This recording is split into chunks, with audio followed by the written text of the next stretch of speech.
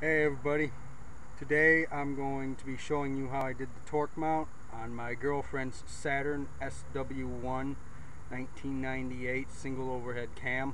I'll also be showing you the upper motor mount which I had to replace. Okay, what do you say we get started? On this vehicle, that right there is the motor mount. This is the new one. There are 5 bolts total you have to replace. There's those 3 on top right there.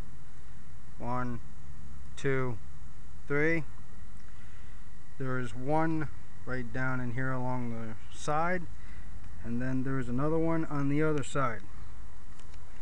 A word of advice when taking off any of the motor mounts. I'll show you. What you do, take a block of wood about like this. You set it on top of the jack, which mine is currently in use at the moment. You take 2 jacks, one to jack up the car, or you take 1 jack, you get the jack stand, you put it on jack stands, and take a block of wood. You get underneath the car and find the oil pan. You support this car by using a block of wood on top of the jack and raising up the oil pan just slightly enough so that this breaks free right there, right where it connects to the rest of the mounting that connects into the frame.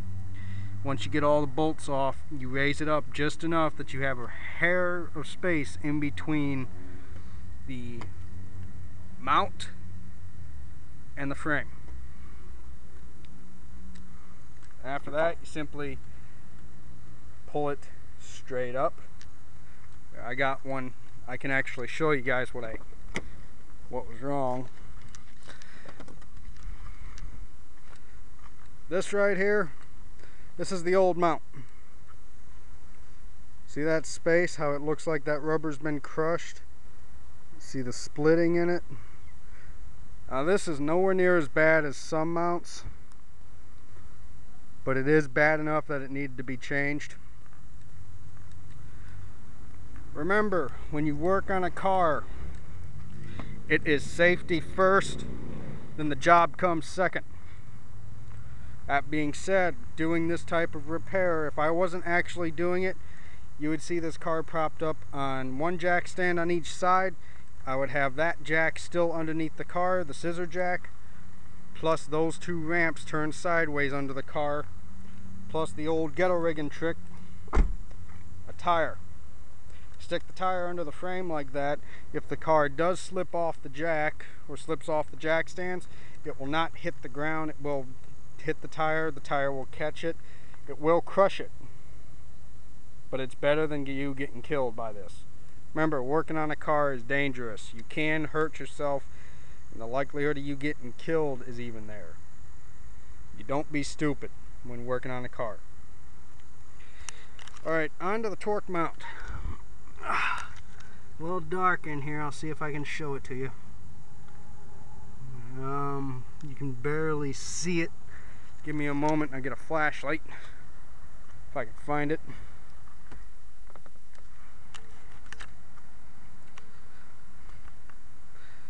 Alright. Here we go. That right there is the torque mount, right underneath the camshaft flywheel. I take this off, so there's 1 bolt right there, another one right there. That's great, that gets the actual thing loose. But then there's a piece of the mount right here with multiple bolts. There's 2 right up in there, and there is 2 on the opposite side. You take those off and the mount will come straight out, and then you simply insert the wishbone, as I like to call it. On one end it looks like a wishbone, the other looks like a dog bone, and it goes straight in. It's a little difficult, takes some pressure to get it inside the mount, but it does work rather well. And since I've put this in, we have noticed a significant decrease in vibration. The torque mount wasn't really that difficult. It was a pain in the ass figuring out how to get it out of there, but I think I've saved you guys a little bit of time here. And I looked on YouTube for hours trying to find information on how to do a torque mount. There was none on there. So I thought, hell with it, I'll make one myself.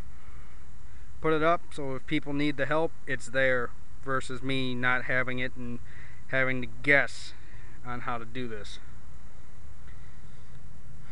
Alright, let's get underneath it.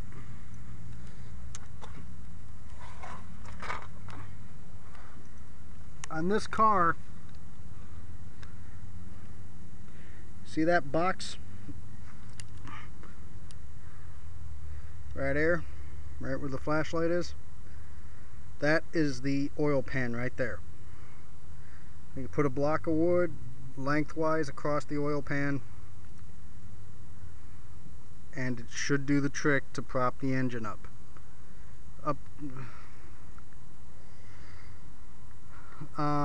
Let's see. I think that's about it for the torque mount. I could give you guys a little demo on water pump removal and installation. I tell you what though, I'll let you guys decide whether or not you want that. You post comments on this video, I'll watch them. You say, hell yes, we would like the info. I will make up a video and put it on here describing how to remove it the best way I did it.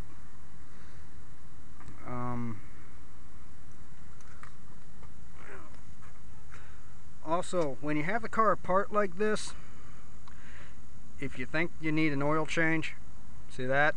That white thing is the oil filter. Okay, getting to it is really, really easy. Now, I'll show you what I actually had to take off to get to that. One, of course, was the tire. It was also this. This is a dust cover, a protector for this side of the engine. What it does is it snaps up into that space where that flywheel is.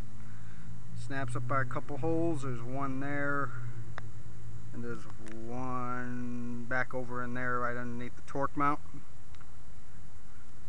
And that's it. It just snaps right up in there. You pull the pins out, which I actually had to get new ones for this work. These are the ones I got. These ones are actually use a Phillips head screwdriver, screw that in, and then you push it in and it expands and keeps the stuff in there.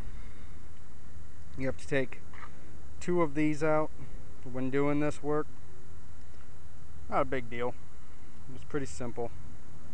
I figured I'd save some time in the video by just, going straight through this stuff. Alrighty, you guys. I gotta get this damn thing back together, and then I'm gonna post the video. You guys have a great day. Later.